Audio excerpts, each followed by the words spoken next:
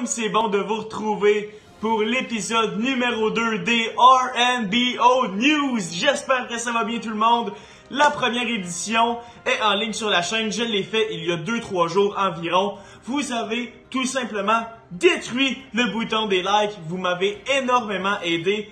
Vous m'avez grandement appuyé dans cette première vidéo-là. Vous l'avez vraiment aimé avoir les visionnements.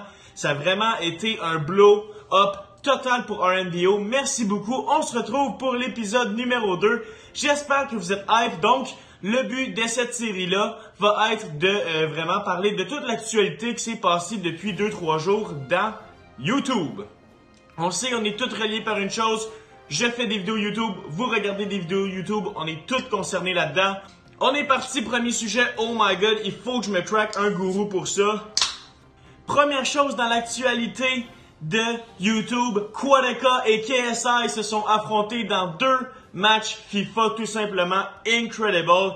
On sait que dans sa diss track contre Quadeca, KSI a dit And if we ever played, I still beat you at a FIFA game.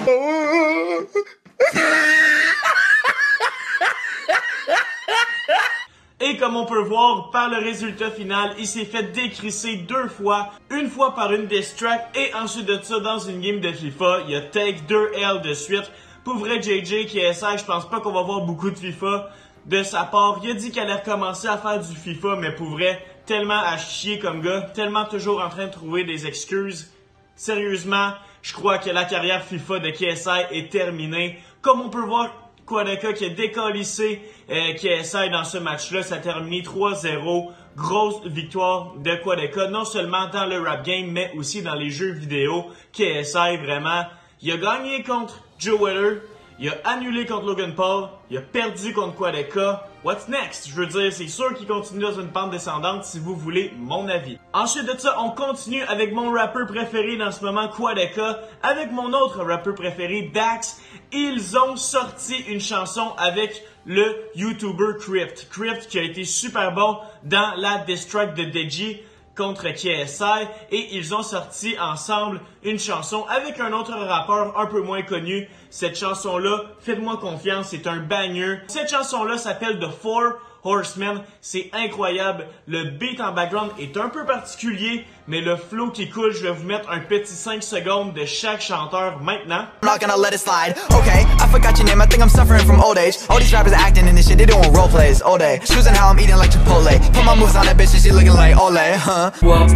1, 2, 3, 4. Yeah, you know I'm about to make this shit simple. 3 niggas on a song with a gold and a random ass beat. Turn this motherfucker to a hit single. I done made it out the gutter on my mother Tarzan in the jungle. Now I got the money stacked like a prank. So you better swipe right for the night. Have God in your life, cause I'm piping something off Christian Mingle. Faction, but I take over everything that you wish you could. Rolling through the wolves and I return leading the pack. Blood sipping out of my teeth cause I ate them all as a snack. They got big hearts but no hearts and pussies like cats. And now I run the bitch with the dead apple male on my back. Everybody here can examine. Donc cette tune-là est phénoménale. Définitivement la chanson de la semaine selon moi. Tout simplement ma découverte de la semaine. The Four Horsemen. Grosse chanson, gros hit. Good job boys.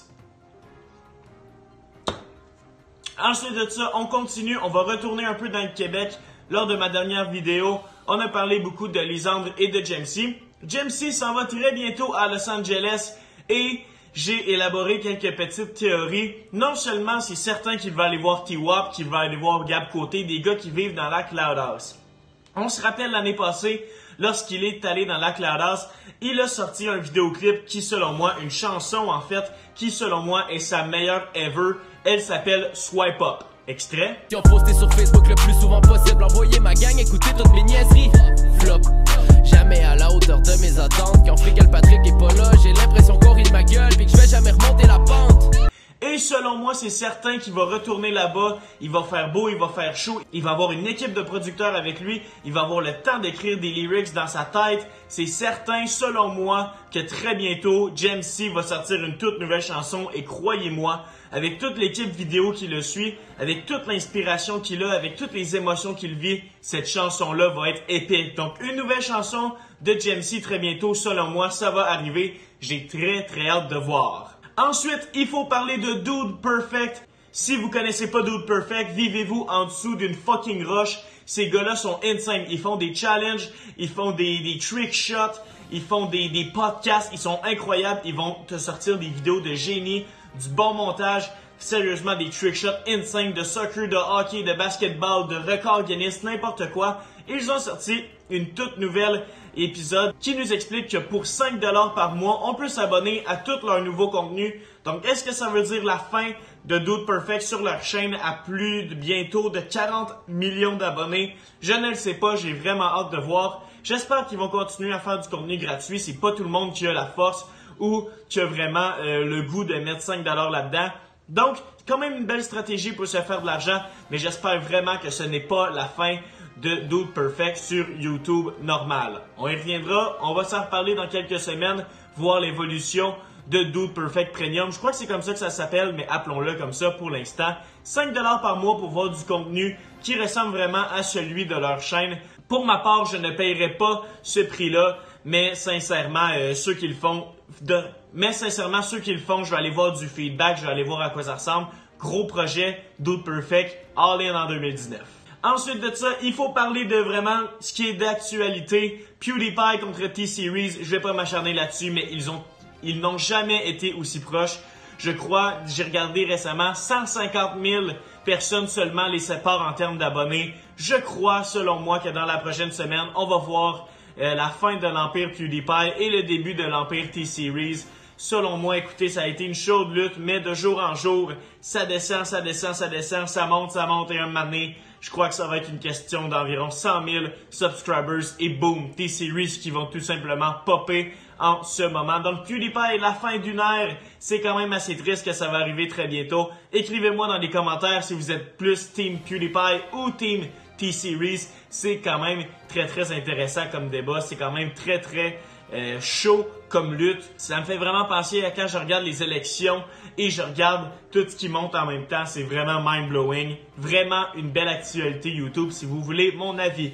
Voilà ce qui nous amène à notre dernier point de RNBO News numéro 2. Si vous aimez, likez, commentez et partagez. Je vous invite fortement à m'écrire dans les commentaires. Ça va me faire plaisir. Écrivez-moi aussi des choses dans l'actualité que j'ai peut-être pas vu, que je vais pouvoir réagir, c'est certain. Mais les Sidemen, pour mon dernier point, ont fait une vidéo qui s'appelle le Sidemen One Word Interview. Dans le fond, Mini Mentor, le gars avec les cheveux roses, leur pose des questions et peuvent seulement répondre par un mot. Et dans cette vidéo-là, j'ai rarement vu du monde aussi se calisser d'autres YouTubers. J'ai rarement vu des Sidemen aussi agressifs, aussi vraiment méchants envers d'autres YouTubers. La preuve, Vicstar123 a décalissé Casey Neistat en disant qu'il l'aimait vraiment pas, que c'était un YouTuber qu'il haïssait. Et ensuite de ça, JJ est allé contre le fameux YouTuber Kavos qui fait beaucoup de vidéos de réaction. Et pour vrai, je considère que les Sidemen en ce moment ont la tête très haute. Je les aime beaucoup moins qu'avant parce que je trouve qu'ils se prennent un peu pour d'autres et je trouve qu'ils se vantent beaucoup trop de leur succès. Et finalement, juste voir que KSI sourit très nerveusement lorsqu'on lui parle de la chaîne de son petit frère Deji, ça veut beaucoup dire. Je considère qu'il est vraiment insecure dans la situation, que ça va pas très bien. Donc je sais pas si leur but c'est de repartir les diss tracks, de décoller le plus de YouTubers possible, ou juste parce qu'ils ont un gros ego. Je sais vraiment pas, ça va rester à voir s'il y a des YouTubers qui vont répondre aux segments qui flottent sur un nuage en ce moment. Ça va être intéressant de suivre ça pendant les prochains jours. Sur ce, je vous souhaite une merveilleuse fin de journée. Merci d'avoir écouté les RNBO News numéro 2. On se retrouve très bientôt pour l'épisode numéro 3. Likez, commentez et partagez si vous aimez cette série-là. Merci beaucoup du support. Vous avez pas idée à quel point ça me fait chaud au cœur. Alors c'était Larry pour vous. Je vous souhaite une merveilleuse fin de journée. À la prochaine. Peace!